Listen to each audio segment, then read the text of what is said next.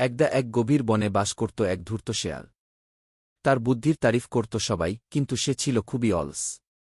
সারাদিন শুয়েব সে কাটাত আর খাবারের জন্য অন্যের ওপর নির্ভর করত। বনের সবাই তাকে বোঝাত পরিশ্রমের গুরুত্ব, কিন্তু কে শোনে কার কথা। একদিন সে দেখল এক খরগোশ মন দিয়ে গাজর তুলছে।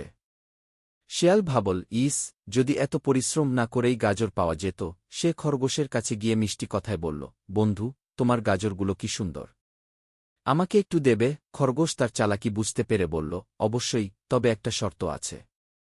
তুমি যদি আমার জন্য এই বিশাল পাথরটা সরাতে পারো, তাহলে আমি তোমাকে আমার সব গাজর দেবগু।